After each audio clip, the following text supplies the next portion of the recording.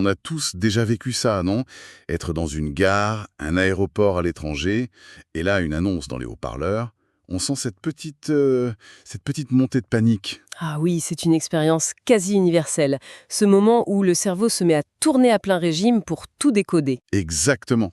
Et c'est justement de ça dont on va parler aujourd'hui. Oui, on va voir comment décoder rapidement et surtout efficacement ces annonces et ces panneaux en anglais. C'est une compétence qui est en fait essentielle. Pour les voyages, bien sûr, mais aussi pour la carrière. Hmm.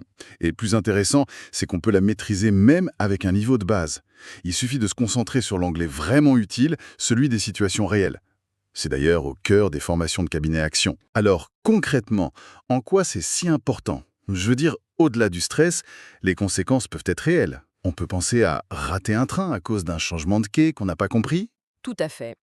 Ou se sentir complètement perdu dans les locaux d'une entreprise internationale le premier jour. Ou pire, mal interpréter une consigne de sécurité. C'est clair. Ne pas comprendre, ça peut coûter très cher, en temps, en argent et surtout en stress inutile. Bon, alors, prenons des exemples, des choses très concrètes. Oui, allons-y. Dans les transports, on entend tout le temps Attention, please » Le grand classique pour capter l'attention. Simple, direct. ou alors This train is delayed ». Là, le mot à repérer, c'est delayed, retardé. C'est la seule information qui compte à ce moment-là. D'accord.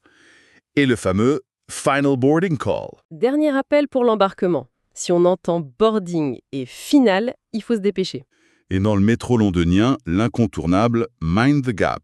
Oui, attention à l'espace entre le quai et le train. C'est devenu une icône. Et puis, il y a aussi Platform Change ou Please proceed to Gate 24. Voilà. Change et Gate 24. Ce sont les deux mots-clés. Le reste, c'est presque du contexte. C'est cet anglais utile et pas l'anglais des manuels qu'une bonne formation doit viser. Oui, mais la difficulté souvent c'est la vitesse de l'annonce, ou alors un mot qu'on ne connaît pas. Et puis il y a les panneaux qui sont plus directs, des choses comme Exit Only ou No Entry, Mhm. ou encore Staff Only et Keep Clear. Exactement. Et c'est là que la stratégie est importante. Il ne faut pas essayer de tout traduire mot à mot. Jamais. Non, l'idée, c'est de se concentrer sur le sens global, de repérer l'intention. No entry, c'est une interdiction. Exit only, c'est une direction. C'est une compétence qui se travaille, c'est un automatisme à créer. Et comment on crée cet automatisme? Par la pratique en situation.